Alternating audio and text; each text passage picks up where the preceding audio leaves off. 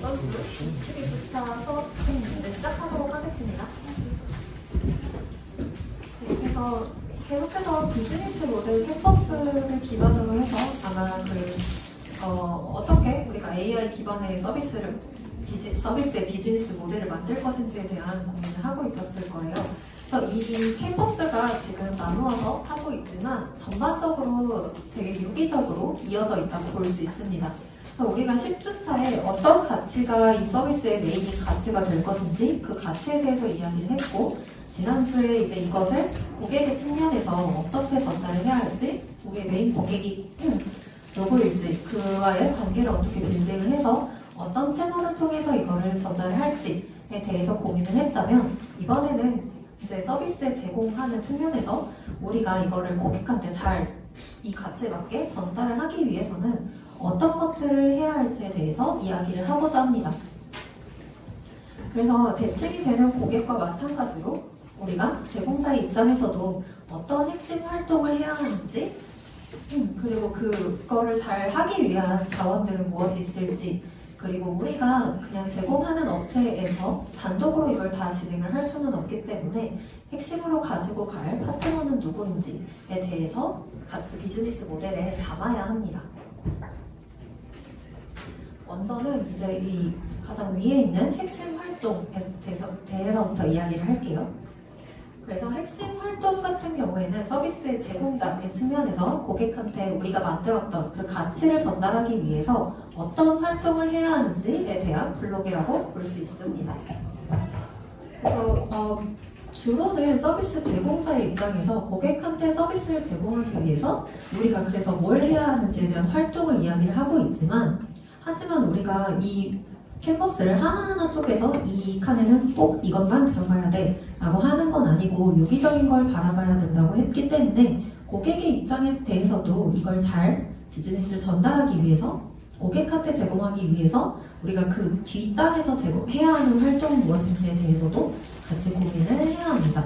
그래서 서비스 제공자 측면뿐만 아니라 고객의 측면에 대해서도 함께 바라보아야 한다라는 걸 명심을 하고 이제 각각에 대해서 조금 더 자세하게 설명을 드릴게요.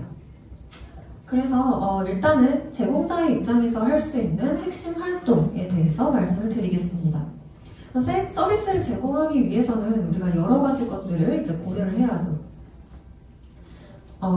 이따가 지금 제가 하고 있는 서비스에 대한 예시도 가지고 왔지만 메인으로는 마음검진에 대한 예시로 설명을 하고 제가 혹시 설명에 부족한 점이 있다면 붙여주시기 바랍니다. 그래서 모든 서비스에 대해서는 우리가 특히 이런 디지털 기반의 서비스를 만들기 위해서는 어떻게 서비스를 구현을 할 것인지에 대한 고민부터 시작을 하게 되겠죠. 그래서 이 가치를 정하고 났으면 이걸 잘 전달하기 위해서 우리 서비스가 갖추어야 되는 어떤 기능, 그리고 어떤 구조로 이루어져 있는지 이런 것들을 구상을 하게 됩니다. 그래서 예시에 보이는 것처럼 서비스를 사용하면서 경험하는 모든 여정을 그려본다든지, 그걸 이제 전달하기 위한 매개체를 만들기 위해서 어떤 유저 인터페이스를 가져갈 것인지, 그래서 유저들과 어떤 접점에서 어떻게 상호작용을 할 것인지에 대한 모든 설계를 하는 것이 포함이 됩니다.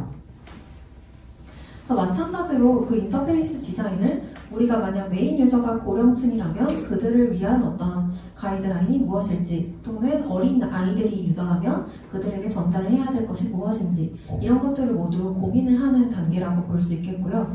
그리고 특히 AI 기반의 어떤 서비스들을 만들기 위해서는 우리가 데이터가 굉장히 중요하기 때문에 그 데이터 스토리지에 대한 그런 구현과 설계도 함께 진행을 해야 합니다. 그리고 그런 가치 제한을 보장하기 위한 제반 활동들도 굉장히 중요하게 되겠는데요. 특히 최근에 진행하고 있는 그런 AI 기반의 서비스들은 우리가 이전에 있었던 것과 달리 조금 새로운 것들을 만드는 경우가 많기 때문에 새로운 알고리즘을 만든다든지 새로운 기술을 덧붙이는 경우들이 많습니다.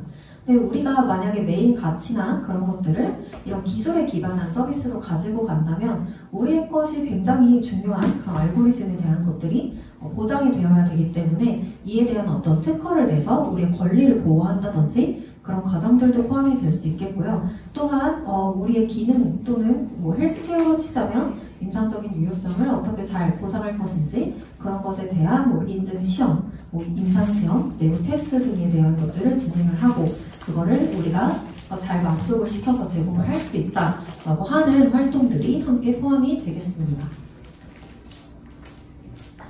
여기까지가 우리가 이제 서비스를 제공하는 입장에서 어떻게 앱을 설계를 할 것인지, 어떤 알고리즘을 가져갈 것인지, 우리가 그 인공지능에 넣을 데이터의 구조들을 어떻게 설계할 것인지 이런 것들을 고민을 했다면 이제 고객의 측면에서도 마찬가지로 여러 가지 우리가 배후에서 좀 지원을 해야 할 것이 무엇인지에 대한 고민도 해야 합니다. 그래서 예시로는 우리가 이제 이 마음검증도 마찬가지겠지만 하나의 이해관계자만을 대상으로 하는 서비스들이 아니기 때문에 예를 들어서 뭐 B2B 대상의 서비스를 만든다라고 하면 그걸 관리할 수 있는 페이지도 필요하게 됩니다. 그래서 고객의 측면에서도 그러니까 엔드 유저가 아닌 이걸 이제 중간자적인 역할로 보는 입장에서 사용자들의 데이터를 확인을 할 수 있고 그거를 또 이렇게 구성을 할 수 있는 것들이 필요하기 때문에 고객 관리를 위한 그러니까 그 비즈니스를 하시는 분들이 볼 수 있는 페이지를 구성을 하고 기획을 하는 것이 하나의 예시가 될 수 있겠습니다. 그리고 마찬가지로 조금 더 부차적인 가치들을 제공을 하는 서비스들이 있을 텐데요. 앱 외에 제공이 되는 그런 가치를 위해서 어떤 리포트를 만든다든지 하는 것들이 예시가 될 수 있겠습니다. 그래서 우리가 마음검증 서비스에 대해서 아마 수업 때 많이 다뤘겠죠. 거기서 보시면 앱을 통해서 그런 설문조사를 진행을 하고 당신의 어떤 정신건강이나 그런 스트레스나 그런 게 얼만큼 되는지를 앱 내에서도 결과를 제공을 하겠지만 만약에 그런 기업에서 이런 것들을 좀 더 통합된 결과로 보고 싶다라고 했을 때는 리포트의 형태로 제공을 한다든지 하는 조금 고객에게 더 필요한 자원을 제공을 할 수 있는 그런 활동들도 포함이 되겠습니다. 그래서 우리가 단순히 하나의 서비스를 만들 때 뭐 앱 하나를 잘 구성을 해서 비즈니스를 하겠다 이런 개념은 아닐 수 있기 때문에 그 외에 좀 더 다른 방안들로 어떤 가치를 제공을 할 수 있을지와 같은 것들을 이 핵심 활동의 부분에서 고민을 해보면 좋을 것 같습니다. 하나의 데이터를 이제 한 유저에 대해서 분석을 하는 것과 여러 유저에 대해서 이렇게 통합된 리포트를 제공을 하는 건 다를 수 있기 때문에 서비스의 가치와 연계를 해서 이런 것들도 고민을 해야 하고요. 고민을 해야 합니다. 그래서 핵심 활동에 대해서 기본적으로는 이제 다음과 같은 것들, 아까 예시로 들었었던 것들을 포함해서 고민을 해야 하고요. 이제 우리가 이 핵심 활동, 그 활동에 해당하는 요 포인트를 마치고 나면 비즈니스 모델 캔버스에서 이제 얼마큼의 비용이 들 것인지 그리고 고객의 측면에서 지불을 하는 비용과 대비했을 때 얼마큼 우리가 이제 이익을 가져갈 것인지에 대한 것들을 고민을 해야 하기 때문에 이 핵심 활동 부분에서도 우리가 이걸 다 수치화를 해서 얼마큼의 그런 뭐 기간이라든지 비용이라든지 그런 것들이 소요되는지를 함께 고민을 하는 것이 중요하다고 볼 수 있습니다. 그래서 단순히 어떤 활동을 하겠다라고 하는 그런 것들뿐만 아니라 이때 비용이나 그런 자원들과 관련된 수치를 산출해 두는 것이 이 비즈니스를 이해를 하는 데 중요하다고 볼 수 있습니다. 그래서 아까 말했던 어떤 기획의 측면에서 얼만큼 그런 서비스 플로어라든지 이걸 기획하고 개발하고 하는데 비용이 얼만큼 들고 소요되는 시간이 얼만큼 들고 인적 자원이 얼만큼 들 것인지에 대한 고민도 함께 필요할 것이고요. 이 가치를 잘 보호하고 보장하기 위해서 우리가 제반 활동으로 들어갈 수 있는 어떤 특허를 얼마나 낼 것인지 특허도 모든 것에 대한 걸 다 내는 데까지는 시간과 비용이 굉장히 많이 소요가 될 수 있기 때문에 핵심적인 것들, 특히나 보장해야 될 것이 무엇인지 이거를 서비스 전에 보호해야 될 것이 무엇인지 그런 것들에 대해서 고민을 해보는 것이 중요하겠습니다. 또한 뭐 앱이나 웹 개발에 소요되는 자원과 비용과 시간 그리고 만약에 이거를 인증을 받아야 되는 서비스다 라고 했을 때는 거기에도 마찬가지로 어떤 인증을 얼만큼 진행을 할 것인지 거기에 해당하는 비용이 얼만큼 들 것인지를 함께 산출을 해야 하고요.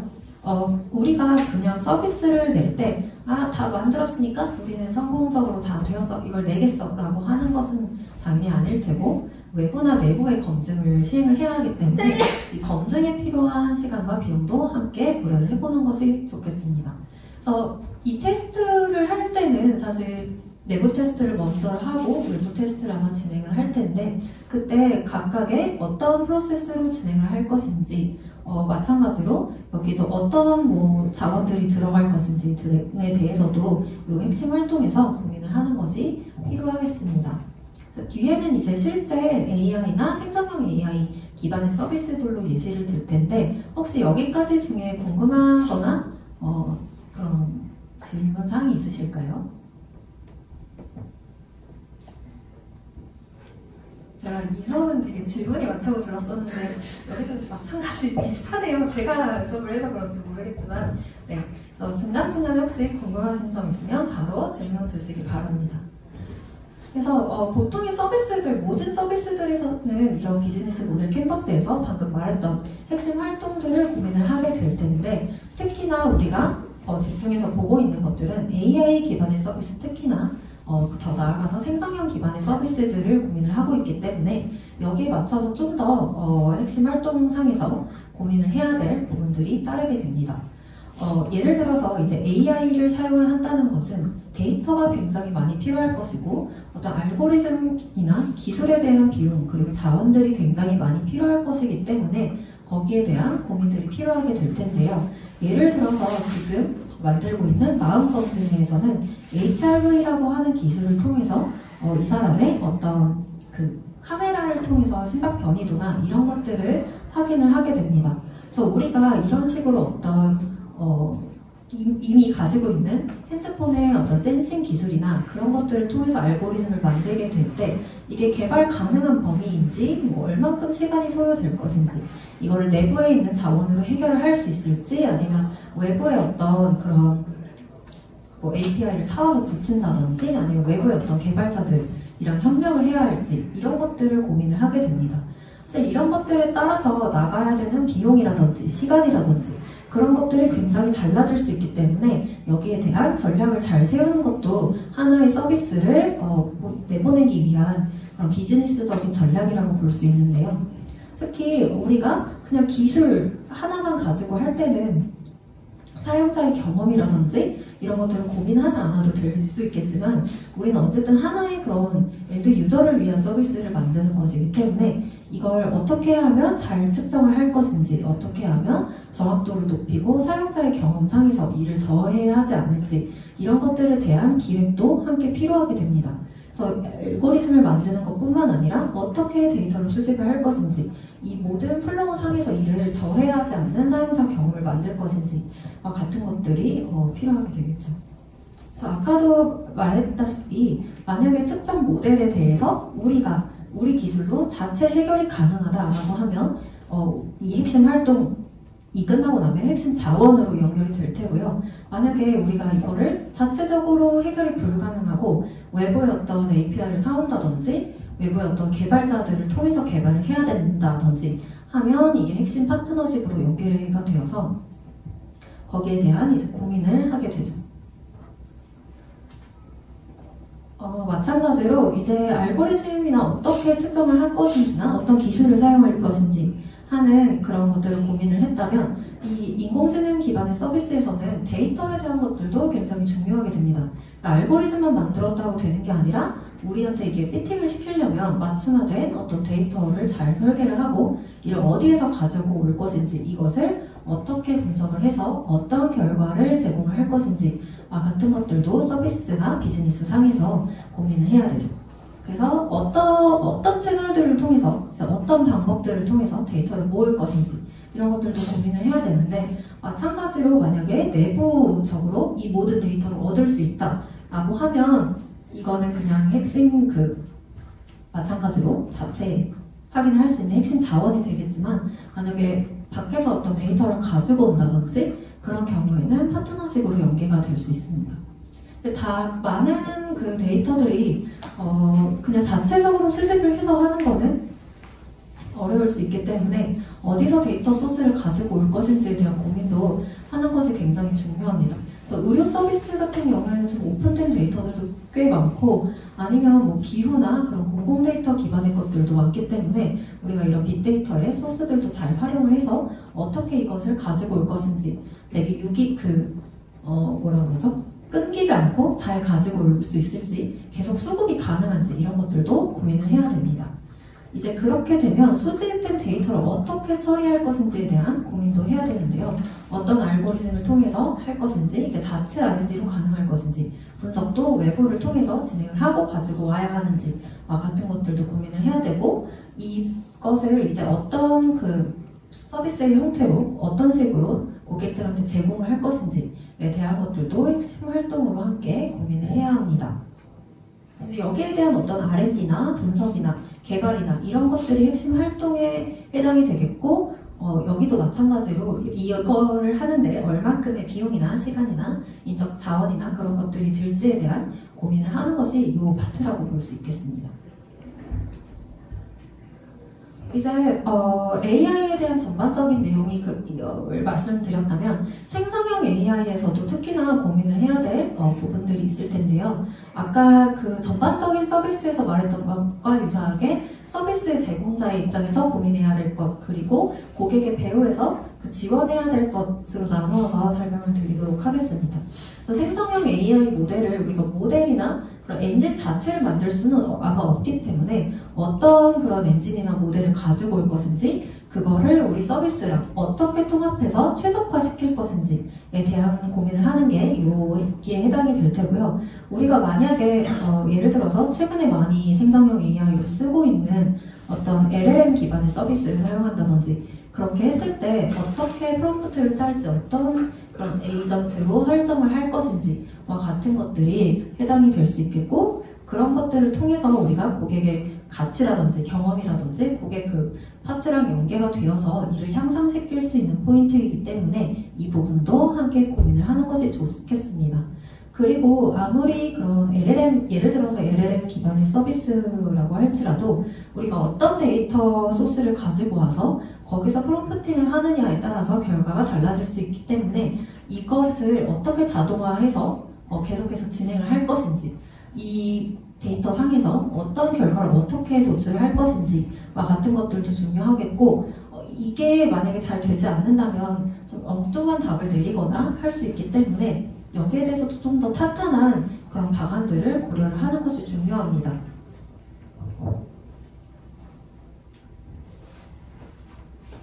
그리고 AI 서비스 같은 경우에는 아까도 그런 지속적인 업데이트가 중요하다고 했었는데, 이게 한번 업데이트를 하고 나면 지속적인 모니터링이라든지 품질 관리를 하는 것이 굉장히 중요해요.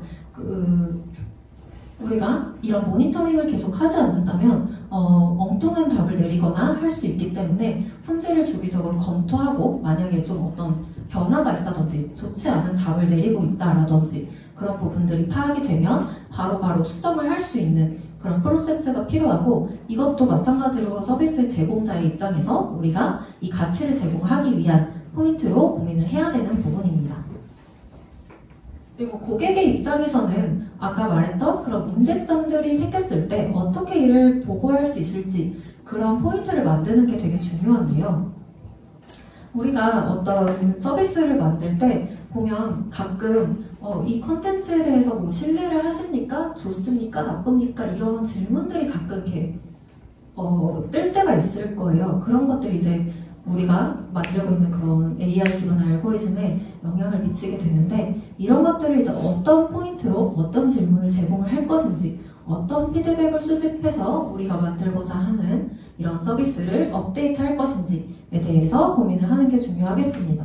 그리고 아까 또 말했다시피 하나의 그냥 알고리즘을 그대로 엔진을 그대로 갖다 도입을 하는 건 아니기 때문에 우리의 그런 전반적인 가치를 제공하는 방안에서 이런 전반적인 프로세스 상의 사용자의 경험을 저해시키지 않는 포인트로 이 인공지능을 잘 사용을 해야 하기 때문에 우리가 이걸 어떻게 사용을 할 것인지, 어떤 기획을 넣을 것인지, 어떤 개발을 넣을 것인지 이런 것들을 같이 고민을 해야 합니다.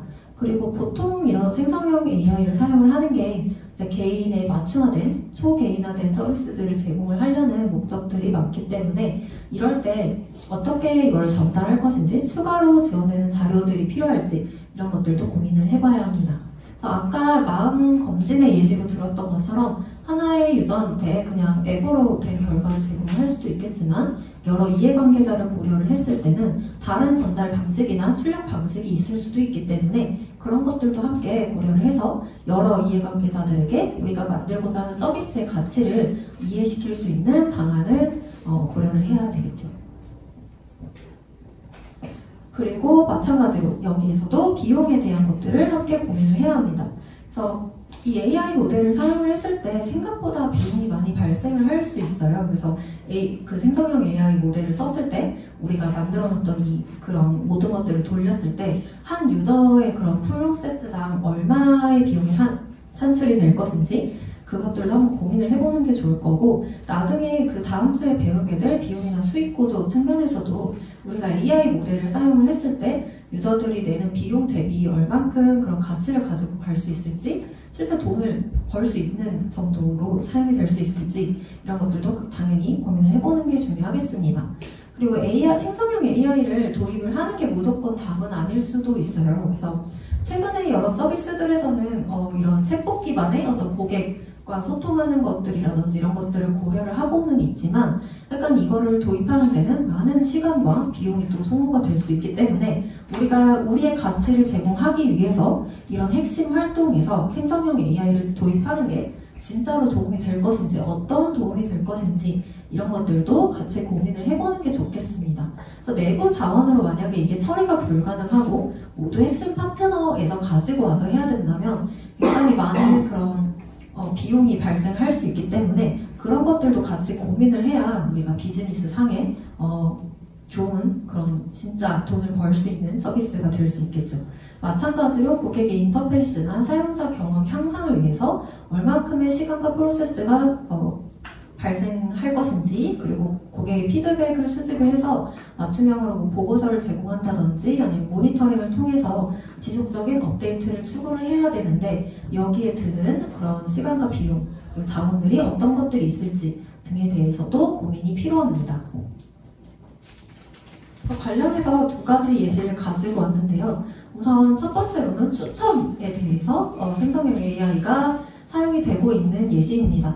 그래서 우리가 다양한 서비스들에서 지금 추천 알고리즘이 많이 사용이 되고 있죠. 그래서 예시로는 아마존의 어떤 개인화된 맞춤형 쇼핑 경험을 제공할 수 있는 그런 맞춤화된 그 개인의 데이터에 기반한 추천 서비스를 가지고 왔는데 우리가 뭐 흔히 볼 수 있는 여러 쇼핑몰이라든지 아니면 그 OTT 서비스들에서도 내가 이미 했었던 경험 혹은 내가 지금 말하고 있는 것들을 이 마이크를 통해서 듣는다든지 여러 데이터들을 통해서 생성형 AI가 이 사람은 약간 이런 소비 패턴을 가지고 있구나 여기에 요즘에 관심이 있겠구나 하는 것들을 이제 파악을 하게 되고 거기에 대해서 개개인별로 맞춤화된 관리 전략을 세우고 있죠.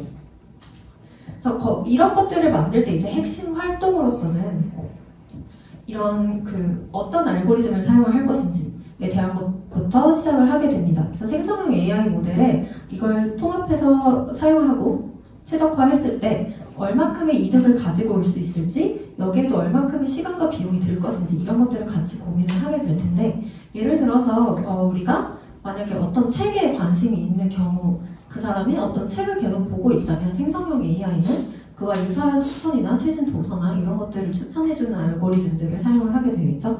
그래서 여기서는 뭐 인풋 데이터로 들어가는 것들이 내가 지금 관심 있게 표한 것 혹은 검색해서 누른 것들 이런 것들이 들어갈 텐데 그런 데이터들을 어떤 그런 처리 과정들을 거쳐서 추천 알고리즘이 어떤 아웃풋을 낼 것인지 이런 것들도 함께 들어가게 되겠습니다.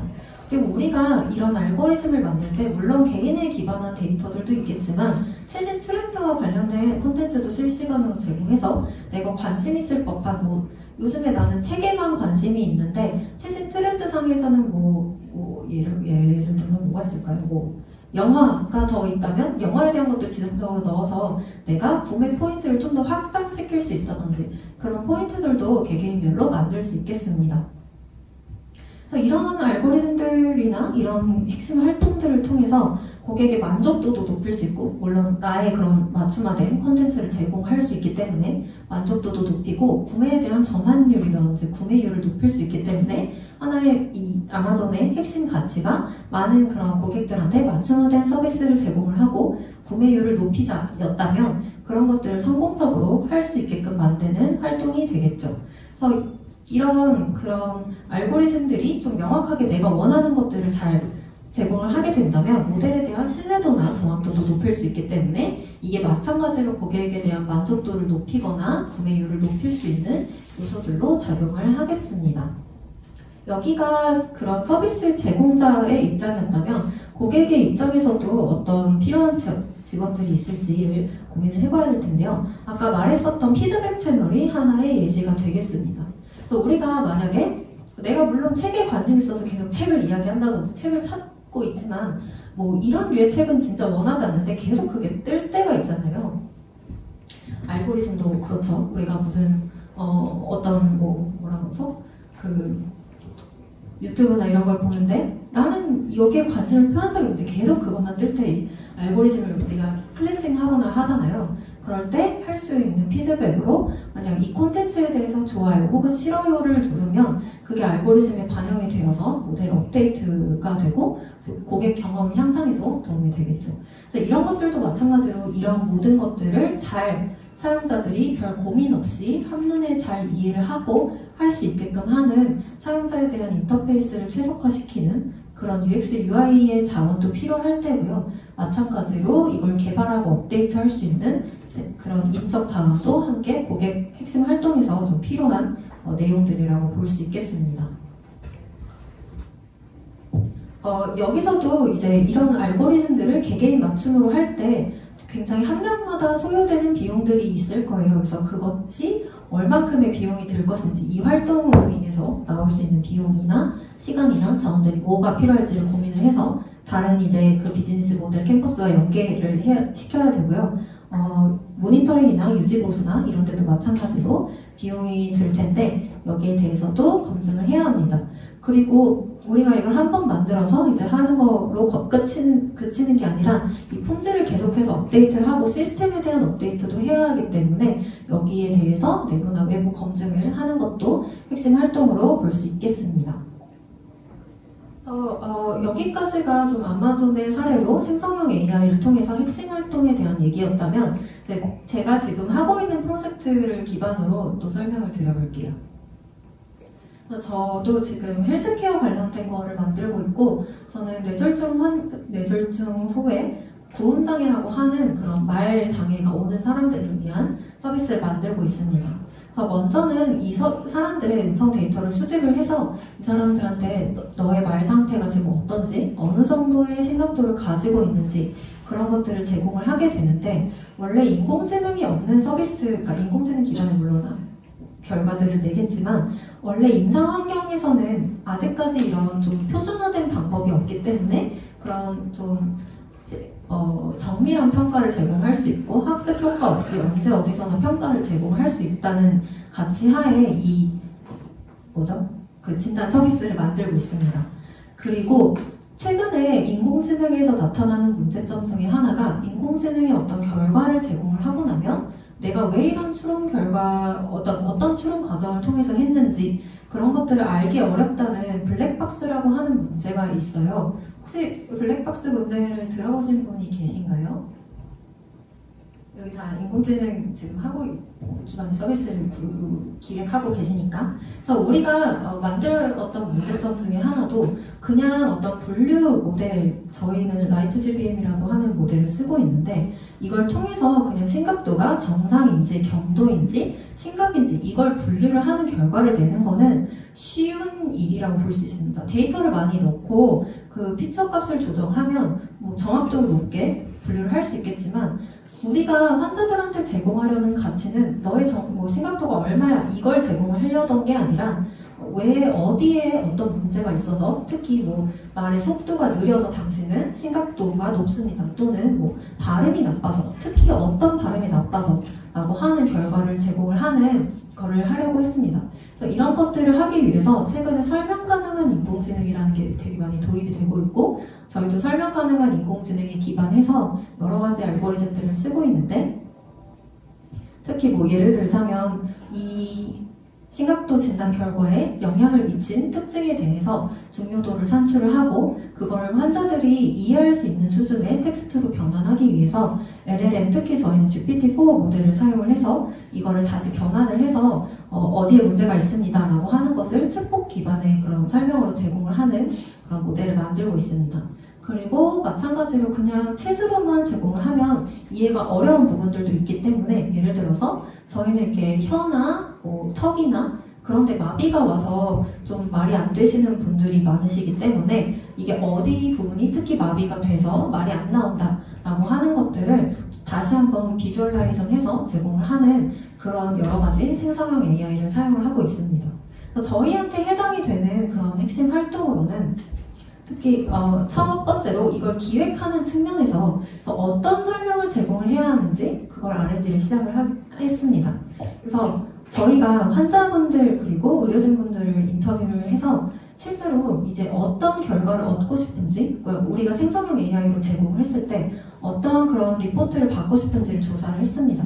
그래서 맞춤화된 그런 그 치료 결과를 그 니즈에 맞춰서 이제 제공을 하기 위한 그런 작업들을 진행을 했습니다. 이제 이게 어떤 핵심 활동 중에 하나가 되겠죠. 이 앱을 기획하는 것, 그리고 R&D를 통해서 어떤 니즈를 발굴을 할 것인지, 그리고 거기에 맞춤화된 그런 결과를 제시할 수 있도록 알고리즘을 피팅하고 개발을 하는 것들이 포함이 되겠습니다.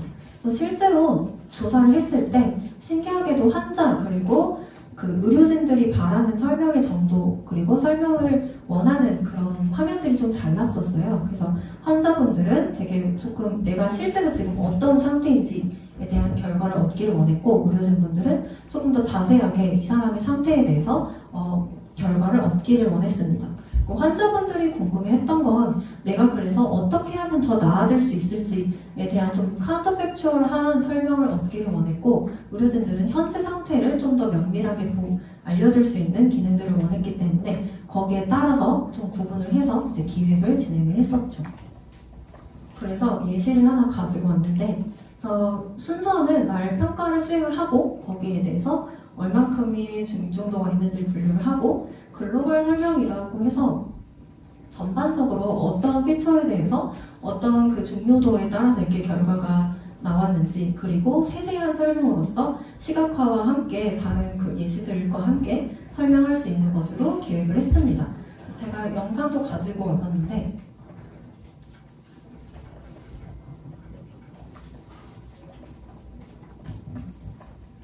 지금부터 말평가를 진행할게요.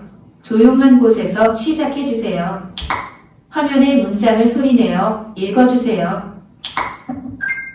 우리 나라의 가을은 참으로 아름답다.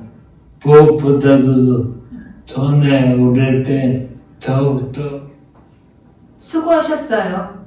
평가 결과를 곧 알려드릴게요. 평가 결과 요약을 먼저 알려드립니다. 스크롤을 내려 자세한 결과를 살펴보세요.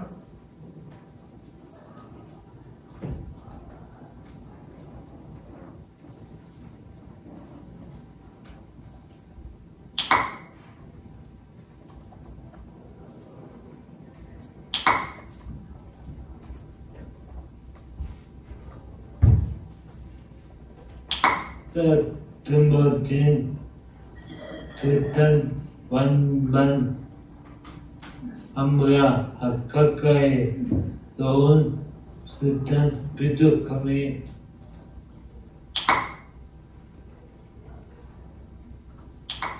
우리 나라의 가을은 참으로 아름답다.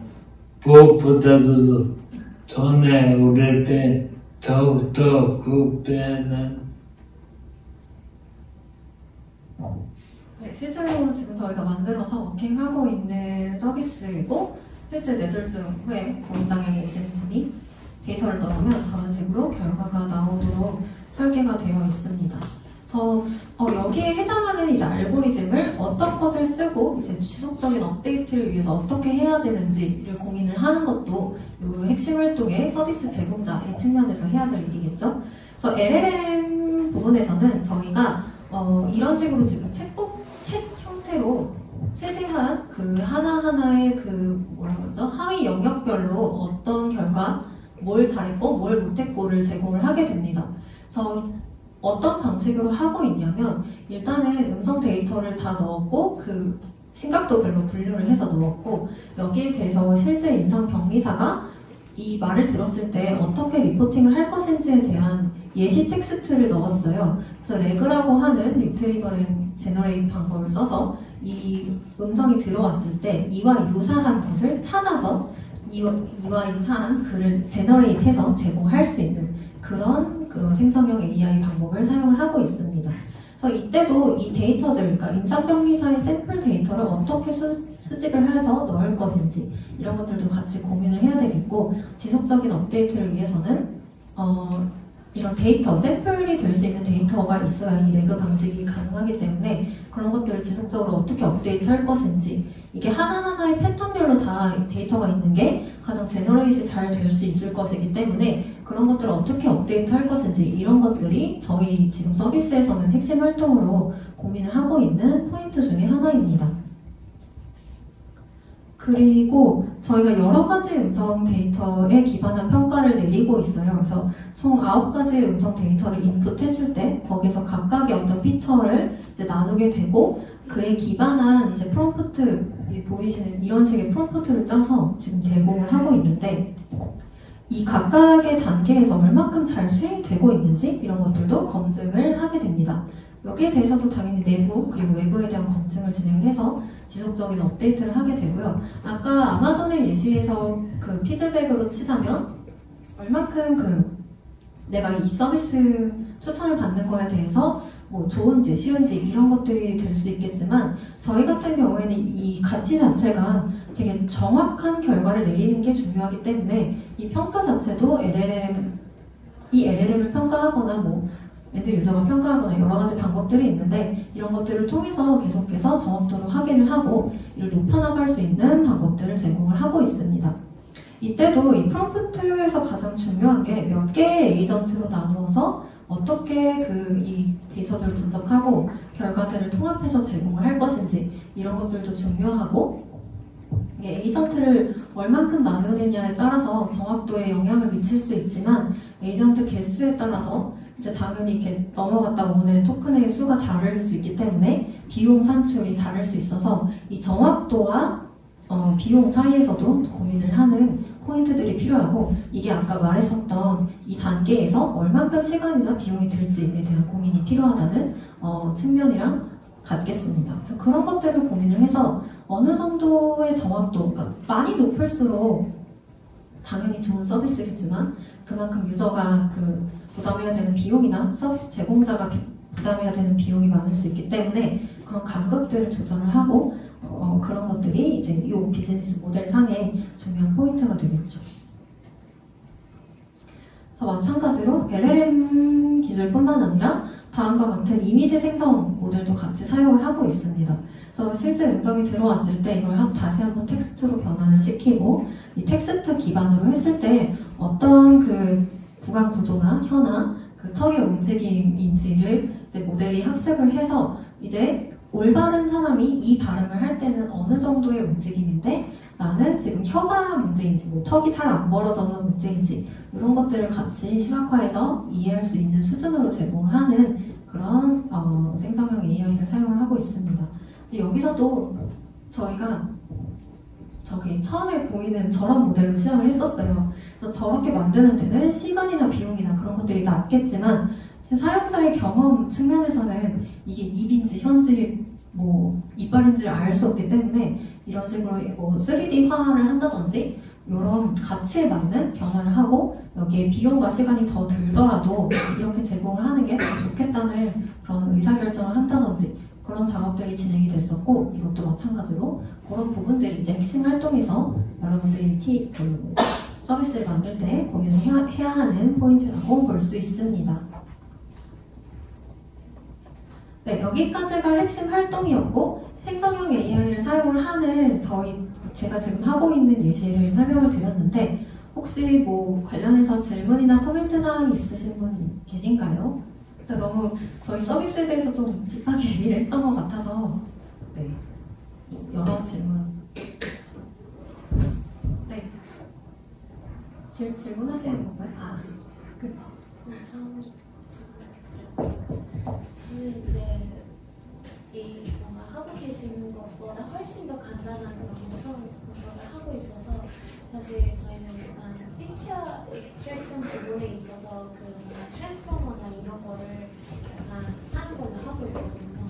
왜냐면 데이터가 너무 많이 없어서 뭔가 그런 라벨된 데이터가 없어서 하고 있는데 뭔가 여기 그 리피치에서 그런 뭔가 정확도도 너무 중요하다 보니까 원래 이제 그 활용하셨던 테스트 데이터 사이즈가 어떻게 되어 있는지가 좀 궁금했어요. 왜냐면 뭔가 개인마다 약간 좀 그 다른 점이 너무 많이 약간 발생할 것 같아서 그 뭔가 그 어그멘테이션도 약간 그 뭔가 기본적으로 있었던 데이터도 약간 조금 더 제너레이트한 다음에 그 활용하는 걸로 제가 이해를 했었는데 그 원래 데이터셋이 약간 그 테스트 데이터가 사이즈가 어떻게 되어 있는지 궁금했어요. 이게 이제 이 뒤에 말할 핵심 자원이랑도 연계가 되는데 우리가 AI 모델을 만들 때 아까 말했다시피 얼마큼 퀄리티 높은 데이터를 넣느냐가 이 모델의 정확도나 서비스의 정확도를 높이는 데 굉장히 중요합니다. 저희는 이 환자의 데이터가 환자의 특히 주어진 태스크를 하는 데이터가 필요했기 때문에 오픈 데이터를 사용할 수 있는 환경은 아니었어요. 그래서 저희가 가지고 있는 데이터의 수는 사실 좀 적었습니다. 지금은 지속적으로 수집을 하고 있어서 몇 명이지? 한 500명 정도밖에 사실 되지는 않아요. 근데 저희는 다행히도 좀 데이터의 퀄리티를 높이는 작업들을 대신 많이 했습니다. 그래서 이게 말했다시피 단순히 그런 로우 데이터 파일, 음성 데이터 파일을 넣는다고 해서 이런 형태로 나오는 건 아니고 저희는 그 AI 허브라고 하는 현재도 지금 여러 가지 공공 데이터를 오픈해 놓은 곳이 있는데 거기서 지원하고 있는 국가 과제를 진행을 해서 이 데이터에 대한 모든 애노테이션을 다는 작업들을 진행을 했어요. 그래서 메타데이터, 그러니까 환자에 대한 모든 정보를 포함하는 것부터 시작을 해서 이 사람이 말한 거를 바른대로 그리고 철자대로 전달을 하는 것 그리고 그 데이터 시작점이 어디고 끝나는 게 어딘지 그런 타임 포인트를 다 찍는 것부터 그런 모든 정보를 같이 음성 데이터와 함께 만드는 작업들을 했습니다. 근데 그럼에도 불구하고 데이터 수가 너무 적었어요. 그래서 데이터를 어떻게 하면 어규멘테이션 할 수 있을지 그런 것도 고민을 했습니다.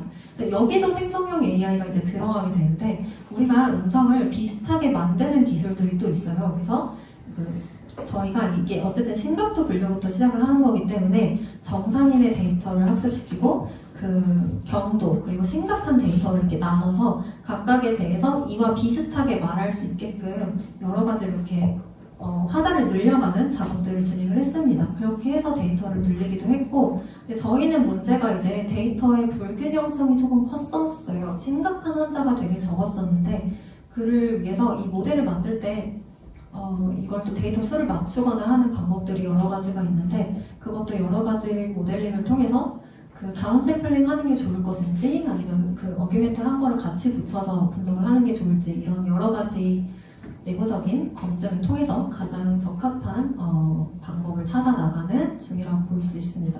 AI 하나만 놓고 본다면 이게 음성 저희도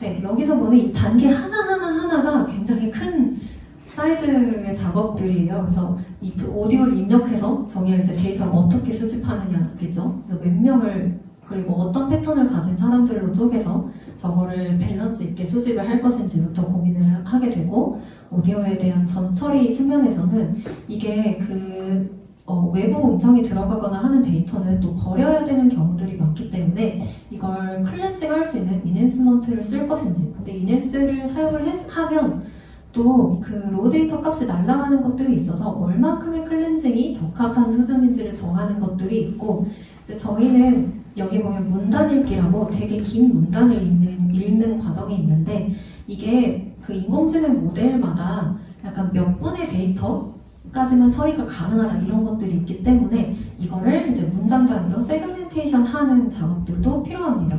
세그멘테이션 하는 것도 사실 되게 큰 기술인데 문장 이렇게 줄줄줄 말하다 보면 똑같은 데서 자르는 게 되게 힘든 기술이에요. 그래서 그런 것들도 같이 고민을 했고 이제 저 피처 익스트랙션 하는 부분에서도 마찬가지로 이게 텍스트화해서 받아야 되는 데이터들도 있기 때문에 음성을 어떻게 인식해야 할 것인지 그리고 아직까지 국내 한국어에 대한 인식 모델은 그 정확도가 낮기 때문에 특히 저희는 고정된 값을 사용을 하는 게 아니라 발음된 그대로를 인식을 해야 되기 때문에 그걸 튜닝하기 위한 작업들이 필요할 테고 그 각각 음절을 이렇게 여러 번 반복하는 과제들도 있는데 거기서 음절을 어떻게 또 나눌 것인지에 대한 것들 음향에 대한 분석도 있기 때문에 그냥 텍스트화해서 하는 게 아니라 제가 지금 말하고 있는 어떤 피치라든지 데시벨을 정확히 얻는 방법이라든지 그런 것들 다 뽑는 여러 가지 기술들을 사용을 했죠. 뒤에서 그런 GBM이나 GPT 모델에 대해서 설명을 드렸지만 이 앞에 모든 단계도 굉장히 복잡한 핵심 활동을 고려를 해야 되고 이게 내부에서 처리가 가능할지 핵심 자원을 어디서 갖고 와야 될지 파트너들이랑 그러니까 전략적인 제휴를 맺어서 해야 될지 이런 것들이 이제 고민 포인트로 작용을 하게 되겠습니다. 혹시 뭐 관련해서 또 질문 있으신 분 계신가요? 그래서 이 모든 과정들이 굉장히 복잡하기 때문에 이거를 단기간 내에 만들기는 사실 좀 힘든 과정들이 있습니다. 특히 생성형 AI는 최근에 좀 업데이트 속도나 이런 게 빠르기는 하지만 아직까지 이거를 서비스에 적용하고 있는 단계이기 때문에 정답이 없어서 그런 부분들에 대해서도 저희 팀에서는 많이 고민을 하고 있는 과정 중에 있습니다. 네, 추가적인 질문이 없으면 우리 다음으로 넘어가 볼게요. 이제 우리가 핵심 활동에 대해서 이야기를 했다면 아까도 말했다시피 여기에 대해서 핵심 활동에 대한 고민들을 모두 하게 되면 이게 우리가 내부 자원으로 모두 해결을 할 수 있을지 아니면 이거를 전략적인 제휴를 통해서 외부에서 가지고 와야 할 것인지 그런 것들을 고민을 하고 거기에 따라서 이게 핵심 자원으로 활용될 것인지 핵심 파트너십으로 연결될 것인지와 관련된 것들이 있겠습니다. 근데 이런 포인트들뿐만 아니라 우리가 이제 고객한테 전달하는 우리가 지난주 과제로 진행을 했었던 고객 관련된 부분이랑 연계가 됐을 때도 우리가 그 유통이나 채널들을 확인을 했을 텐데 거기에 전달하기 위해서도 필요한 어떤 수단이나 자원이나 자산이 어떤 것들이 있는지에 대해서도 고민을 하는 부분이라고 볼 수 있습니다. 그래서 아까 그 핵심 활동에서 나왔던 것들을 예시로 설명을 드릴게요. 그래서 첫 번째로 어떤 우리가 서비스를 기획을 하고 개발을 하는 부분들이 있겠습니다. 그래서 여기에 들어가는 우리가 핵심 자원이 무엇일지에 대해서 고민을 해봐야 되는데 당연히 인적 자원에서는 이걸 기획하고 개발을 하는 사람들이 되겠죠. 단순히 기획자 이렇게만 고민을 하는 게 아니라 우리가 어떤 사업에 대한 풀 프로세스가 나오고 여기에 대한 그 규모나 그런 것들이 있을 수 있기 때문에 여기에 들어가는 어떤 인력의 수라든지 그런 것들도 모두 수치화를 해서 고민을 하는 것이 필요합니다. 그리고 개발하는 인력의 수 그리고 기간뿐만 아니라 재무에 대한 비용들도 들어가겠죠. 이 사람들을 관리할 수 있는 어떤 인건비라든지 이걸 만들기 위해서 들어가는 소프트웨어를 현재 있는 걸로 쓸 것인지 추가 구매가 필요할 것인지 그런 것들이 고민이 되겠습니다. 근데 여기 뭐 당연히 작은 규모의 회사들은 한 명이 뭐 기획도 하고 개발도 하고 할 수 있기 때문에 그런 것들은 중복될 수 있고 뭐 기획자 몇 명, 개발자 몇 명 이렇게는 하지만 그게 뭐 하나의 회사의 자원에서 좀 중복될 수도 있다라는 포인트가 있습니다. 다음으로는 아까 말씀드렸었던 어떤 특허 혹은 뭐 외부 시험 이런 것들이 있을 텐데 여기서도 마찬가지로 이 특허를 쓸 수 있는 인력이 내부에 있는지 그리고 얼마큼 이걸 쓸 것인지 거기에 들어가는 비용이나 우리가 풀 프로세스를 생각했을 때 어느 정도 단계에서 언제까지 이걸 내야 할 것인지 거기에 들어가는 시간과 비용이 얼만큼 들 것인지에 대한 것들도 고민이 되겠습니다. 그래서 근데 특허 같은 경우에는 물론 내부에서 한 사람이 이걸 다 쓰는 경우도 있겠지만 특허에 대한 전문가를 모든 회사가 다 보유하고 있지는 않을 수 있기 때문에 어느 정도는 우리가 핵심 자원으로서 내부에서 처리가 가능하겠지만 그 변리사나 그런 사람들을 통해서 특허에 대한 자문을 받고 내용을 작성하거나 이런 것들을 이제 핵심 파트너에서 도움을 받을 수도 있겠죠. 고객을 관리하는 그런 부분에서도 마찬가지로 이걸 기획하고 개발하기 위해서 얼만큼의 인력이 필요한지, 비용이 필요한지 그런 것들을 고민하게 될 거고, 근데 이거는 이제 고객 관리를 위한 서비스이기 때문에 앱을 만드는 여기서 만들었던 사람들과 겹칠 수도 있겠습니다. 그리고 이제 인공지능 기술에 대해서는 이걸 내부의 인력을 가지고 있을지 이런 것들에 대한 이제 고민이 필요하겠죠. 인공지능을 만들고 개발할 수 있는 사람들은 생각보다 수가 적고 몸값이 비싸기 때문에 이제 이 사람들을 내부에서 다 처리를 할 것인지 외부에서 다 가지고 올 것인지 기술을 사올 것인지 이런 것들이 고민이 필요합니다.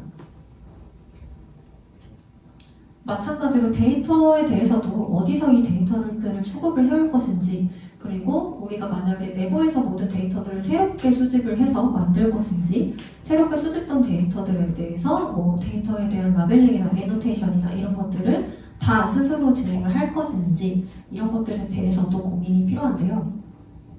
아까 말했다시피 저희 팀은 데이터의 수가 적은 대신에 데이터의 퀄리티를 높이고 있기 때문에 데이터는 좀 내부적으로 새롭게 수집을 하고 있지만 데이터에 대한 그런 라벨링 작업들은 외부 전문 업체에 맡겨서 진행을 하고 있어요. 그래서 그 프로세스마다 좀 쪼개져서 그런 고민들을 할 수 있다라는 포인트가 있습니다.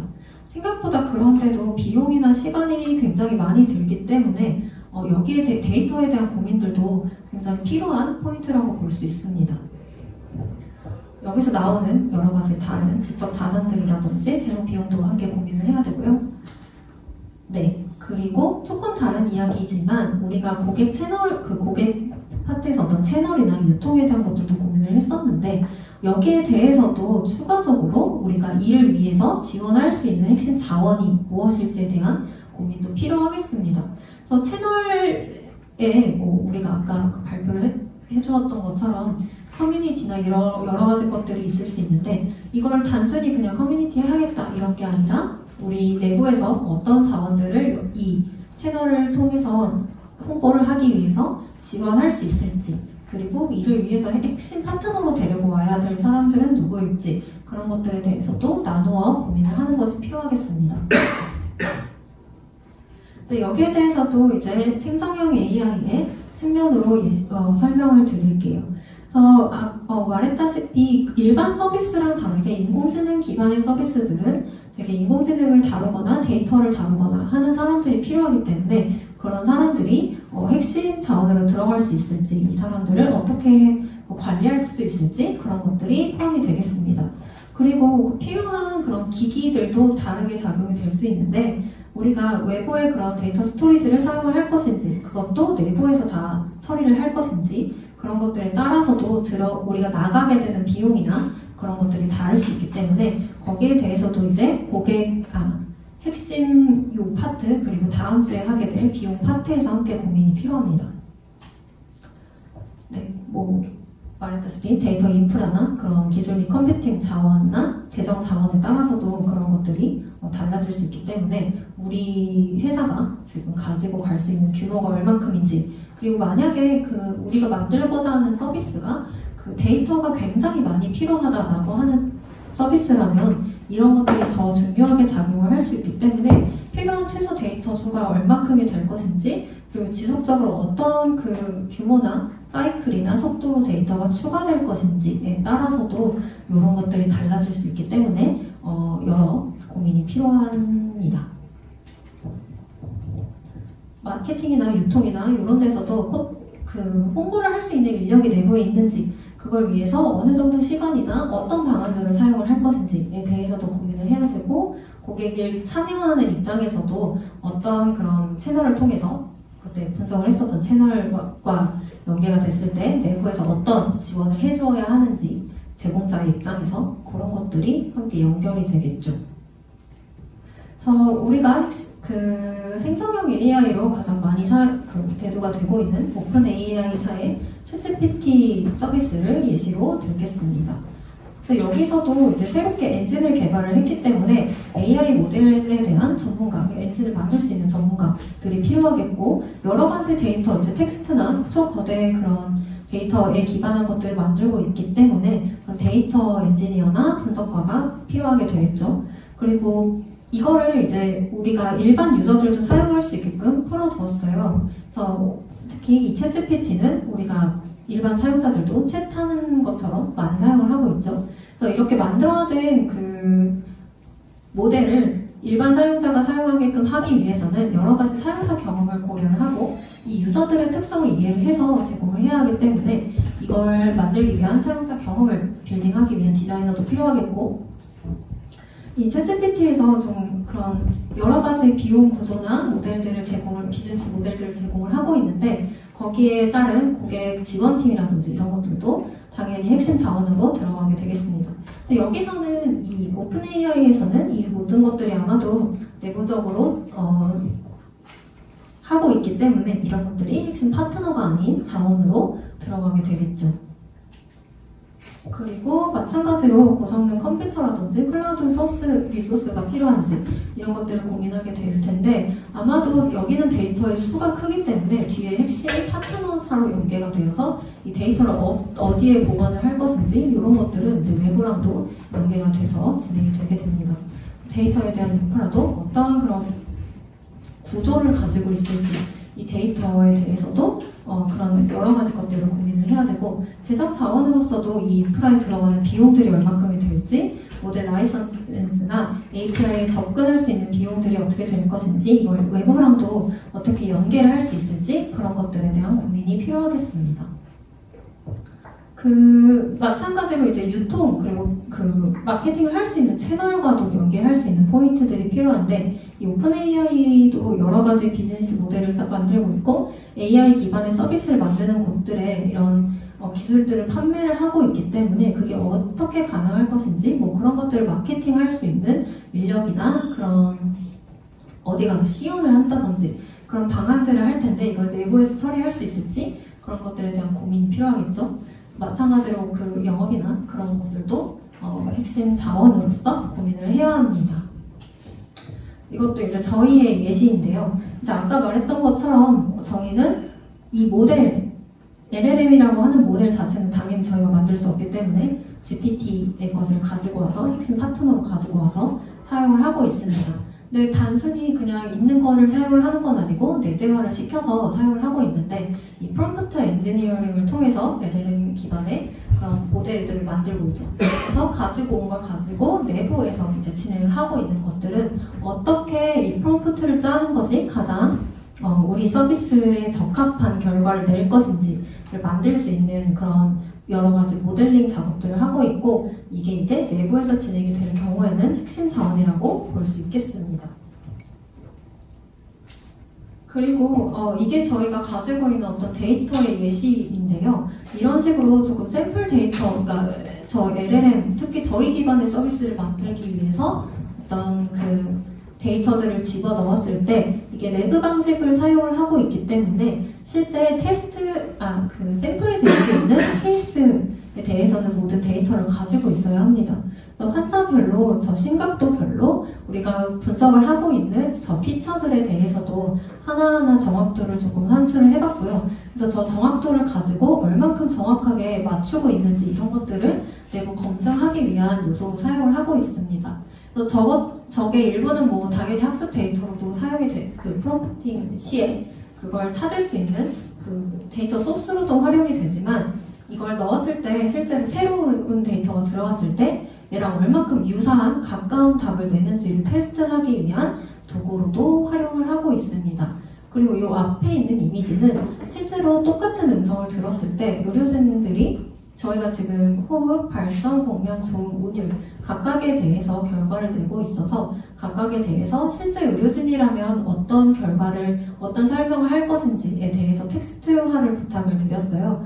그래서 이런 것들도 저희 핵심 파트너는 언어 재활사이겠지만 이런 데이터를 보관하고 데이터에 대해서 뭐 증강하거나 제공을 하는 거를 핵심 자원으로서 사용을 하고 있습니다. 이런 식으로 조금 핵심 자원이 무엇이고 파트너가 무엇이 될지에 대한 고민도 필요할 텐데, 이 파트너로 데려오거나 자원으로 쓰는 것에 대해서 뭐 내부적으로 사용하는 비용이나 시간, 뭐 이걸 가지고는 비용이나 시간, 그리고 향후에 이거를 좀 지적재산권화 했을 때 나타날 수 있는 여러 가지 문제점들을 해결할 수 있는 포인트들도 다르기 때문에 이런 것들도 비즈니스 모델 상에서 고민을 하는 게 좋고, 만약 핵심 파트너로 현재 가지고 있다고 해도 언젠가 내재화를 할 수 있는 포인트들이 분명히 있을 것이기 때문에 그런 것들도 이게 어떤 시점에 가지고 오고 이게 비용상의 어떤 변화가 있을지 이런 것들도 고민을 해보는 게 좋겠습니다. 네, 이제 마지막 파트로 핵심 파트너십에 대한 파트인데, 혹시 여기까지 진행했을 때 궁금한 점 있으신 분 있나요? 핵심 자원 혹은 그 전에 이야기했던 내용 중에?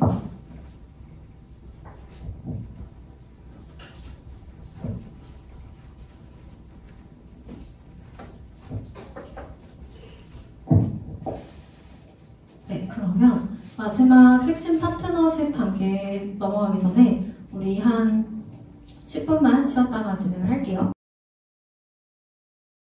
아까 핵심 활동에 대해서 우리가 우리 핵심 가치를 제공하기 위해서는 내부적으로 또는 뭐 외부적으로 어떤 활동들을 해야 하는지에 대해서 설명을 드렸고, 거기에 대해서 내부적으로 가지고 갈 수 있는 자원이 무엇이 있을지, 특히 인적 자원, 그리고 뭐 비용적인 것, 그리고 그 인프라나 그런 것들이 무엇이 있을지에 대해서 고민을 해야 한다고 이야기를 했습니다. 이제 파트너십은 그 내부에서 해결이 되지 않는 것들을 포함을 해서 유통, 판매와 관련된 것들, 그리고 이 비즈니스를 더 잘 수행하기 위해서 전략적 제휴를 통해서 긍정적인 시너지를 낼 수 있는 다른 제품이나 서비스나 기업이나 뭐 그런 것들이 무엇이 있는지 고민을 하는 부분이라고 볼 수 있겠습니다. 우리가 이전에 어떤 채널이나 이런 것들에 대해서 이야기를 했었고, 팀에서도 각자 분석을 해서 우리 서비스에서는 이 고객들한테 이걸 잘 전달하기 위해서 어떤 채널을 가지고 갈 수 있을지 그런 것들을 고민을 했었는데요. 이걸 잘 하기 위해서 그 외부에 있는 파트너가 누가 있을지를 고민을 하는 부분입니다. 그래서 일반적으로는 우리가 내부에서 이걸 당연히 다 유통하거나 판매하는 게 불가능하기 때문에 외부에 그런 플랫폼을 거치는 게 일반적이라고 볼 수 있겠죠. 근데 서비스의 어떤 성향마다 어떤 판매 그런 플랫폼을 사용할지, 어떤 유통 그 플랫폼을 거칠 것인지 이런 것들이 굉장히 달라질 수 있기 때문에 거기에 대한 고민을 하는 것도 중요하겠습니다. 예를 들어서 마음검진 같은 경우에는 우리가 물론 그냥 B2C로 해서 여러 가지 그 사용자들한테 정신건강에 위협을 느끼는 사용자들에게 정신건강 검사를 시행하거나 할 수도 있고, KMI랑도 지금 협업을 하고 있기 때문에 그를 통해서 접근을 하는 사람들도 핵심 파트너로서 하는 사람도 있겠지만, 이 기업 기반의 어떤 서비스들을 제공을 하고 있다 보니까 죄송해요. 반대로 말을 했군요.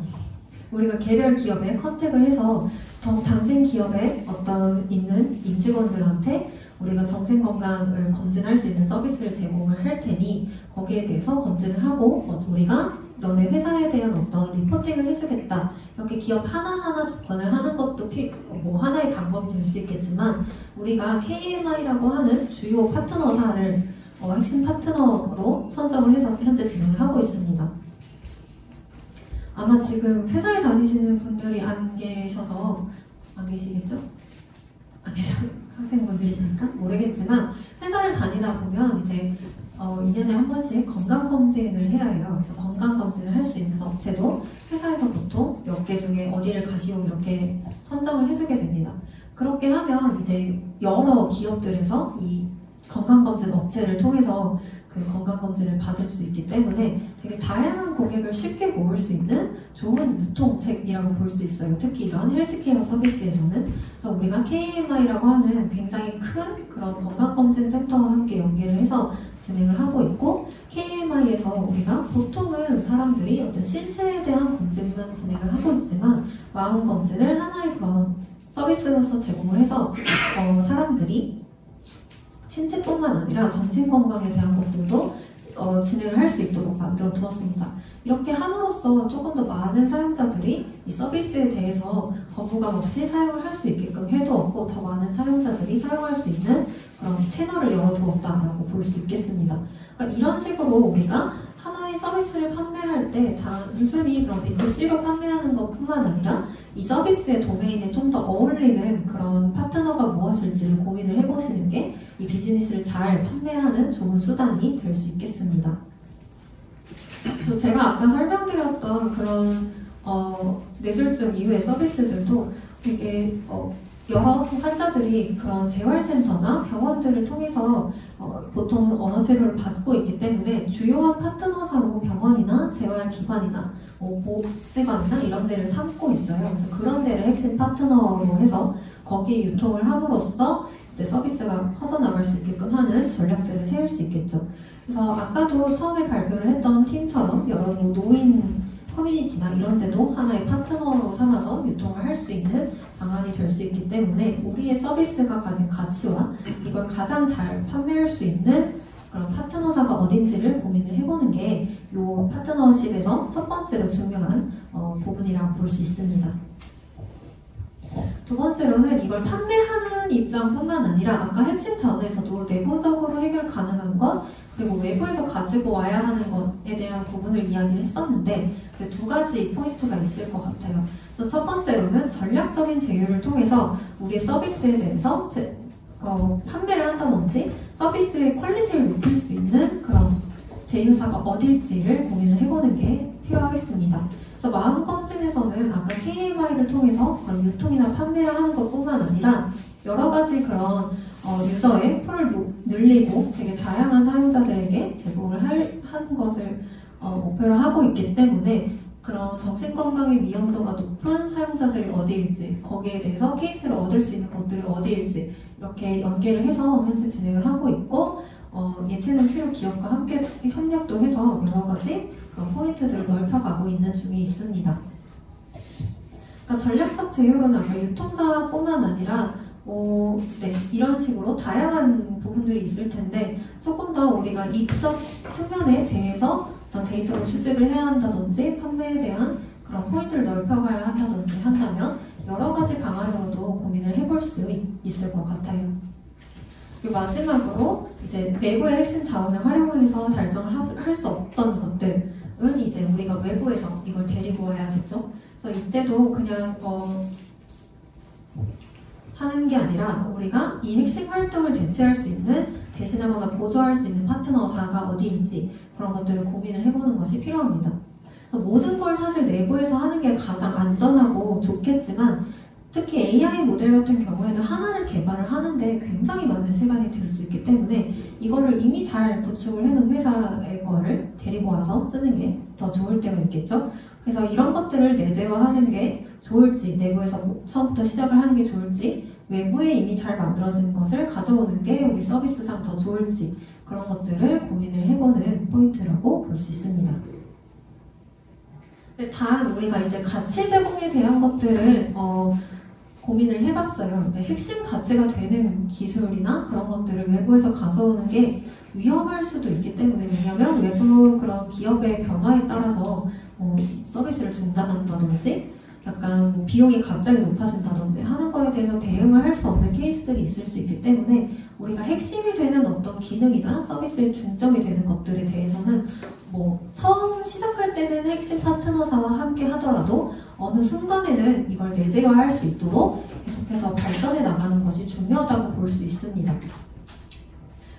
예시로 들자면 우리가 마음 검진 서비스에서 이제 디지털 바이오마커로서 HRV를 측정하는 모듈을 사용을 하고 있어요.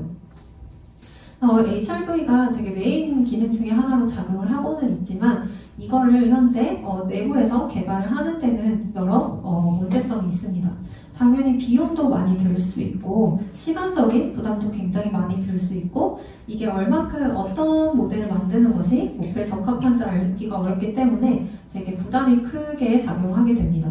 왜냐하면 가장 최적의 AI 모델을 만들기 위해서는 처음부터 이 모델만 사용을 해야지 해서 그것만 계속 하는 게 아니라 보통은 같은 그런 성능을 낼 수 있는 여러 가지 알고리즘을 같이 사용을 해서 비교를 해보고 최적의 결과를 낼 수 있는 것을 선택하는 방안으로 사용을 하고 있기 때문에 우리가 직접 개발을 하는 것보다도 현재 시중에 나와 있는 그런 기술들에는 무엇이 있을지, 그리고 우리가 전략적인 제휴 또는 파트너십을 통해서 이거를 성공적으로 잘 가지고 올 수 있을지 그런 것들을 조율을 해보는 게 중요하겠습니다.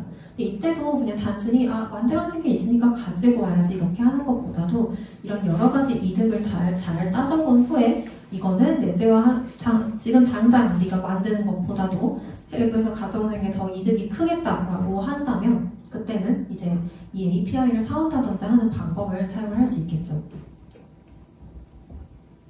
왜냐면 이걸 만드는데 AI 엔지니어들이 다 투입이 된다면 다른 걸 하는 시간이 또 없을 수 있기 때문에 이런 고민들이 필요하겠습니다. 현재 그 하이에서는 저희 하고 있는 회사에서는 HRV 측정 모델에 대해서 두 가지 기업의 것들을 사용을 해봤습니다. 그래서 그 알고리즘 간의 그 장단점이 달라서 아마도 제가 기억하기로는 두 개를 사용을 해보고 어떤 게 더 적합한지 취사 선택을 해서 사용을 하고 있는데 혹시 부연 설명을 더 해주실 수 있을까요? 네.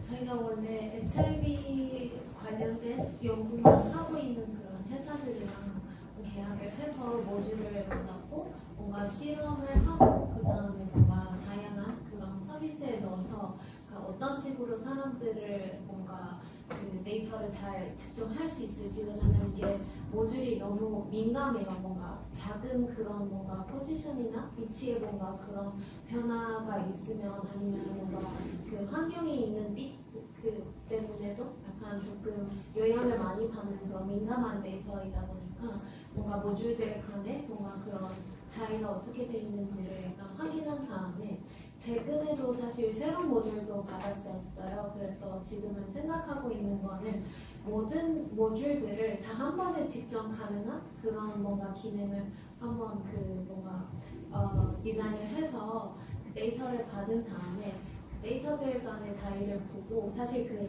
받을 수 있는 데이터 자체도 달라요. 뭔가 어떤 회사에서 그 러 데이터를 제공하는 회사도 있고 어떤 회사에서 전 처리한 다음에 약간 전달을 주는 그런 데이터도 있다 보니까 사실 저희는 그런 전 처리한 과정에서 어떤 변화가 있었는지, 그게 뭔가 그 유용님께서도 이제 설명하시는 그런 설명 가능한 그런 과정을 뭔가 하셨는지도 모르기 때문에 저희가 러한 데이터를 받을 수 없는 상황에서 다른 모듈로 약간 좀 뭔가 변화를 시키는 거를 지금도 이제 계획 중입니다.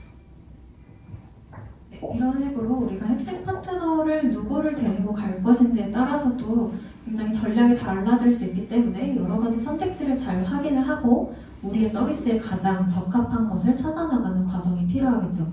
근데 이때도 만약에 예를 들어서 생성형 AI의 측면에서 오픈 AI가 제공을 하고 있는 API를 그냥 가지고 와서 사용을 하는 경우도 있겠지만 이걸 핵심 그런 어떤 전략적 제휴를 맺고 공동 개발을 하는 경우도 있기 때문에 이런 것도 이제 우리가 이 모듈을 어떻게 가지고 올 것인지, 가지고 와서 바로 활용이 가능할 것인지 그런 것들도 고민을 해보는 단계가 필요합니다. 그러니까 물론 우리가 가지고 와서 내부에서 알아서 처리를 해서 사용을 하는 게 되게 좋겠지만 그렇지 않을 경우도 있기 때문에 이런 경우에는 제휴를 잘 맺어서 우리의 서비스 핵심 그런 알고리즘이 유출되지 않도록 하는 그런 체계도 만드는 것이 굉장히 중요하겠고요. 이게 모델만 가지고 온다고 해도 거기에 들어가는 데이터라든지 학습시키는 데이터라든지 이런 것들에 따라서도 결과가 굉장히 달라질 수 있기 때문에 우리가 학습시킨 그런 핵심 데이터도 우리의 이 파트너사죠. 예를 들어서 HRV를 제공을 하는 저 업체에 우리 핵심 기능이나 어떤 비즈니스 모델이라든지 만들어놨던 기획서라든지 이런 것들이 잘 넘어가지 않게끔 하는 것들도 굉장히 필요하다고 볼 수 있습니다. 그래서 모방을 방지하기 위한 그런 장치도 마련을 하는 게 이 핵심 파트너에서는 특히 내부의 핵심 자원을 활용할 수 없는 경우에서는 중요하다고 볼 수 있겠죠. 네, 생성형 AI의 측면에서도 거의 비슷한 이야기들입니다. 그래서 마찬가지로 어떤 전략을 가지고 동맹을 맺어서 우리가 이걸 가지고 갈 것인지인데요. 이거를 같이 만들 것인지, 공동 개발을 할 것인지, 어떤 측면에서 이 공동 협업을 할 것인지 그런 것들에 대해서도 파트너사와의 관계가 달라질 수 있기 때문에 그거를 고민을 하는 게 필요하겠습니다. 네, 그래서 이렇게 했을 때도 말했었던 여러 가지 리스크들이 있을 수 있기 때문에 이 리스크를 관리할 수 있는 체계들을 굉장히 잘 만드는 게 중요해요.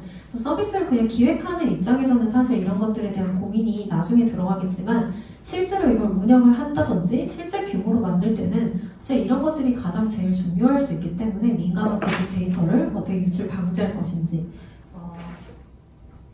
차별화나 경쟁력 강화할 수 있는 게 핵심 기능에서는 핵심 파트너를 두지 않는다든지 아니면 우리의 핵심 기능상 무조건 내부적인 개발이 어려워서 파트너사를 데리고 와야 할 때는 이게 우리의 가치를 어떻게 더 확장할 수 있을지, 더 잘 보장할 수 있을지 그런 것들에 대한 고민이 필요하겠습니다. 예시로 오픈AI랑 마이크로소프트의 사례를 예시로 들겠습니다. 그래서 오픈AI는 이런 우리가 LLM이라고 하는 기반에서 그 AI에 대한 모델을 만든 엔진을 만든 회사라고 볼 수 있죠.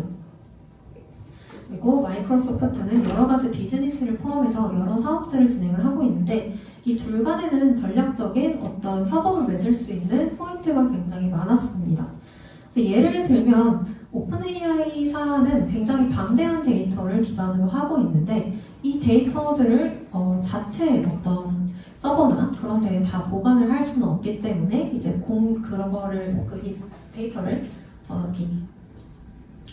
클라우드 인프라를 활용할 수 있는 업체로 이제 마이크로소프트와 전략적인 제휴를 맺을 수 있을 것 같고 반대로 마이크로소프트 같은 경우에는 자체적으로 가지고 있는 어떤 시스템들의 생성형 AI 특히 챗봇 기반의 고객과 응대하는 시스템이라든지 아니면 여러 가지 추천이라든지 혹은 그런 여러 가지 것들을 만들기 위해서 자체적으로 이 모든 LLM을 만들 수 없기 때문에 오픈AI 사이에 그런 모델을 가지고 와서 사용을 하는 제휴를 맺을 수 있겠죠. 그래서 여기서는 서로서로의 어떤 이해관계가 각자 가지고 있는 자원을 각자 자체적으로 만들 수 없는 것들을 파트너 사이에서 갖고 있기 때문에 서로서로 도움을 줄 수 있는 형태로 전략적인 동맹을 맺었다고 볼 수 있겠습니다. 그래서 이런 식으로 우리가 핵심 파트너사를 우리가 그냥 그 제공자 입장에서 데리고 오는 경우도 있겠지만 서로 상부상조할 수 있는 그런 느낌으로도 가지고 올 수 있기 때문에 실제 비즈니스를 할 때는 사실 이런 것들에 대해서 어떤 수익 구조로 어떻게 이걸 쉐어할 것인지 어떤 가치를 서로 제공할 것인지를 잘 조율을 하는 게 중요합니다. 그래서 파트너십 파트를 작성할 때도 실제 우리가 유통 채널이라든지 아니면 전략적 제휴를 맺는 것 그리고 내부적인 자원으로 어려운 것 이렇게 생각을 했을 때 어떤 것들을 가지고 올 수 있을지 뿐만 아니라 그들과의 관계를 어떻게 빌딩할 것이고 각각에 대해서 어떤 가치를 가지고 올 것이고 우리가 나가는 비용 또는 우리가 가지고 있는 시스템을 제공을 하는 것들이 어떤 범위로 될 것인지를 같이 고민을 하는 게 중요하겠습니다. 마찬가지로 그냥 가치를 공유하는 것뿐만 아니라 우리가 가진 것들을 이렇게 뺏기지 않도록 잘 프로세스화하는 것도 중요해서 그런 포인트들도 어떻게 그런 지적재산권을 강화할 것인지 우리의 차별적인 포인트가 무엇이 될 것인지 특히 데이터적인 측면에서 이 데이터가 쉐어되지 않는 방안이 무엇일지 등을 함께 고민을 해야 합니다. 네, 그래서 오늘은 이 핵심 활동, 핵심 자원, 핵심 파트너 이 세 가지 부분에 대해서 이야기를 했었습니다. 다시 한번 정리를 해서 말을 하자면 핵심 활동에는 이제 우리가 서비스 제공자 입장에서 어떻게 이 고객한테 우리의 가치를 제공하기 위한 활동들이 있는지에 대한 내용이겠습니다. 그래서 서비스를 제공하는 입장에서의 고민도 필요하겠지만 당연히 고객한테 이걸 제공하고 지원하기 위한 입장도 함께 고려를 해야 합니다. 그래서 특히 생성형 AI의 측면에서는 이걸 어떻게 개발하고 어떻게 피드백을 받아서 고도화를 해 나갈 것인지 그런 것들이 함께 필요하게 되겠고, 그럼 인공지능 모델뿐만 아니라 서비스들에 대해서도 어떻게 이걸 학습시키고 어떻게 모델에 대한 피팅이나 배포를 관리할 것인지에 대한 고민이 필요하겠습니다. 그리고 고객의 지원 측면에서는 어떤 새로운 그런 가치를 제공을 할 수 있는 서비스를 개발을 할 수 있을지 또는 기획을 할 수 있을지, 우리가 만들고 있는 이 시스템 상에서 사용자의 경험을 저해하지 않는 수준에서 어떻게 이거를 제공할 수 있을지를 고민하는 것뿐만 아니라 지속적인 지원을 제공을 해서 고객이 떠나지 않게끔 하는 그런 활동들을 모두 말을 하겠습니다. 핵심 자원에서는 이제 이런 것들을 잘 하기 위해서 내부적으로 어떤 자원을 가지고 있을 수 있을지에 대한 고민인데요. 핵심 활동에서 우리가 AI 모델도 만들고 데이터도 이제 관리할 수 있는 그런 인프라를 구성을 하고 체계를 구성을 하고 개발도 하고 어떤 기술에 대한 모델에 대한 기술 개발에 대한 이야기도 했었고, 이걸 보관하기 위한 핵심 그런 활동들에 대해서도 이야기를 했었는데, 이 각각에 대해서 더 세밀한 고민이 필요하게 되겠습니다. 근데 이거를 어떤 사람이 할 수 있을지에 대한 인적 자원도 고민을 해야 되는데요. 여기에는 이제 AI 전문가나 데이터 엔지니어나 UX 디자이너 그리고 고객 지원팀, 다양한 인적 자원들이 필요하겠죠. 그래서 이게 내부적으로 우리가 이미 갖추고 있는 자원인지 아니면 이거를 핵심 파트너로서 외부에서 데리고 와야 하는지에 대한 고민이 필요하겠습니다. 마찬가지로 기술에 대한 자원도 고민이 필요한데, 우리가 지금 가지고 있는 자원이 얼만큼 되는지를 먼저 고민을 해봐야 합니다. 그래서 당연히 AI 기반의 서비스를 만들기 때문에 컴퓨팅에 대한 어떤 기술적인 자원이 얼만큼 되고 있는지, 데이터에 대한 인프라라든지 우리가 지금 보유하고 있는 데이터의 수라든지 이걸 지속적으로 수집할 수 있는 방안이 있는지 등등을 함께 고민을 해야 하고, 클라우드에 대한 리소스도 함께 확인을 하는 게 중요하겠습니다. 그리고 이런 것들을 가능하게 하는 재정적인 자원을 갖추고 있는지도 함께 고민을 해야 하는데, 앞서 말했던 그런 인프라나 그런 것들에 대해서 얼만큼 비용이 들 것인지, 라이선스나 이런 것들에 대해서 비용이 얼만큼 들 것인지, 기간이 얼만큼 소요될 것인지 이런 것들을 고민을 하는 게 중요하겠고, 단순히 어떤 자원이 필요하다라는 차원을 넘어서 이걸 수치화를 해서 같이 비즈니스 모델에 접목을 시켜놓는 것이 중요하겠습니다. 그래서 그런 것들을 통해서 이제 다음 주에 배우게 될 비용 측면에서도 우리가 가지고 있는 자원이 이미 있기 때문에 어느 정도의 그런 고정 비용이나 나가야 되는 비용들이 있을지 이런 것들에 대해 고민할 수 있는 그런 베이스라인이 될 수 있기 때문에 우리가 이런 측면들을 다양하게 고민을 하는 게 중요하겠고요. 마지막으로 핵심 파트너에 대해서는 유통에 대한 채널들, 그래서 우리가 이렇게 잘 만든 서비스를 어디를 통해서 판매를 하면 가장 좋은 수익을 낼 수 있을지, 그 채널에 대해서 그걸 함께 할 수 있는 채널 파트너사가 어디일지 그런 것들을 고민을 하는 것뿐만 아니라 전략적인 동맹을 맺을 수 있는 곳, 예를 들어서 콘텐츠를 제작을 한다든지 데이터를 통합한다든지 어디서 외부에서 가지고 올 수 있는 이런 요소들이 무엇일지에 대해서도 고민을 하는 게 중요하겠습니다. 그리고 우리가 아마도 AI 모델을 다 만들 수는 없기 때문에, 그리고 LLM 기반의 것들은 당연히 오픈 AI사나 구글이나 이런 데서 이미 만들어 놓은 API를 사용을 할 예정이기 때문에 그 제공자들이 누가 있고 우리는 어떤 모델을 사용을 할 것인지에 대한 선택도 중요하겠습니다. 그래서 마찬가지로도 이 외부에 대해서 특히 그 중요한 가치를 제공을 하는 중요 기능을 제공하고 다른 것들을 가지고 올 때 어떤 업체랑 어떻게 제휴를 맺어서 이것을 가지고 올 것인지 이런 고민들이 필요하겠습니다. 그래서 외부 자원에 대해서도 예를 들어서 클라우드 컴퓨팅에 대한 업체, 아까 그런 데이터 제공 업체들이 있겠고, 예를 들면 아까 그 오픈 AI사와 마이크로소프트의 그 제휴 관계를 이해를 했을 때 우리가 그런 것들을 외부에서 어떻게 가지고 올 수 있을지에 대한 고민이 필요하겠습니다. 그래서 오늘 다루는 비즈니스 모델 캔버스의 내용은 여기까지